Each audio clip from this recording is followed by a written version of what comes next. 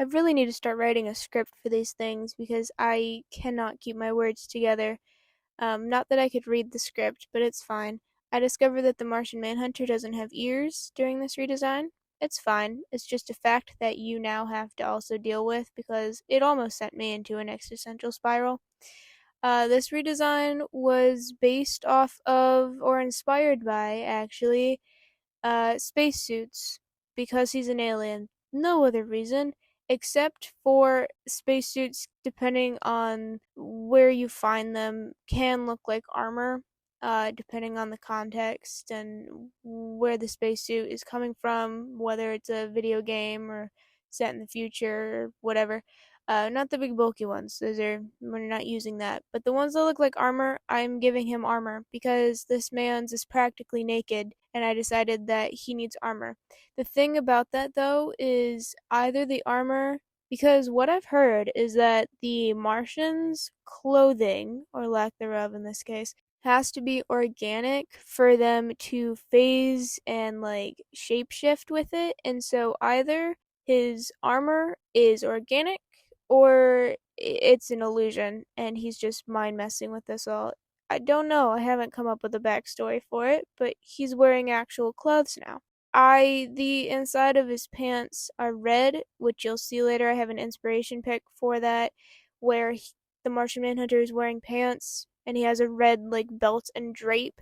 I didn't want the drape. I thought about going with the drape, but I said no to capes. I'm saying no to drapes. Okay, you'll see I got rid of the cape. He's not getting the cape back, but we did keep the X because that is the Martian Manhunter X. It is iconic. That's the only way you'd know he's the Martian Manhunter. If you didn't have the X, he'd just be a green man in a blue suit, you know? The belt garter is simply because the outfit was looking too plain, and I don't know how to draw, like, pouches. Because I was going to give him a medicine pouch, but I simply couldn't, so he no longer gets medicine. I'm gonna try to stop saying I should probably just go silent when I don't know what to say. This is really bad. This is the fourth time I've done this voiceover. It's fine. It's fine.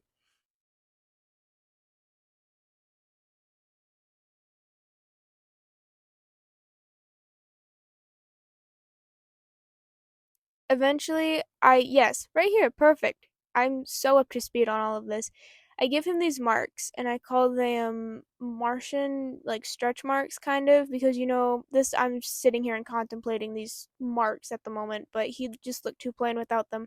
I call them that simply because the Martians can shapeshift, and there has to be some sort of physical representation of that shapeshifting. So I just gave him the marks, and we're just calling them Martian stretch marks because it's from shapeshifting. That's about it. That's the only explanation I have for these marks, besides the fact that he was too plain without them.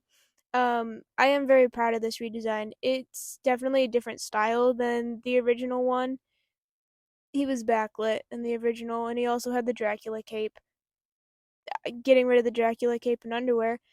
Yes. Okay, so these are the inspiration photos. I have them circled, like both pieces. The top, which is the armor, and then the bottom, which is that drape with the pants, which is what his pants are inspired by. I don't know what comic that particular photo is from. I just found it off of Google after searching up Martian Manhunter. But yes, I decided to take that photo out of all of them because of that particular aspect of the design. I really like this redesign, and once I'm finished with the rest of these redesigns, which is like Hawk Girl, Batman, Aquaman, and a few others, I'm going to bring all of these redesigns together on one page and see how they look together as a cohesive unit because I still kind of want them to all look cohesive as the Justice League. They don't have to, but I think it'd be nice. After this series, I'm gonna move on to the Justice League Unlimited, and with which has like Supergirl and I think A Robin isn't. No, he's not. Is he? I don't remember. It's Supergirl and Cyborg and Green Arrow, and I'm gonna take them and redesign them as well, just to make a larger group of the Justice League, and then we'll come back and look at all of them together. All of them I choose to redesign. At some point, I might choose to redesign X-Men characters because there was an X-Men series from the early 2000s that I used to watch that I think I'd like to redesign. There are a few choice outfits that I specifically remember that could definitely use some touching up.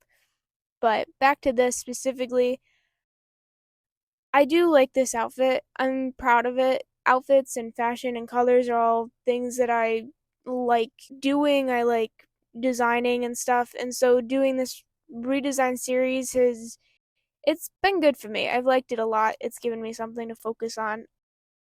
And I am proud of all the designs I've done so far. Although I probably would change Wonder Woman's if I had the chance, but I'm not going to because that I simply don't want to right now. Anyway, the video is about to end, and about this time I start to panic. Really, it's obnoxious, and so I'm gonna say goodbye now. That way you can just watch the rest of the video in silence, because there's no way that I'm gonna be rushing to finish the rest of my voiceover, because I typically tend to do that, and I hate doing that.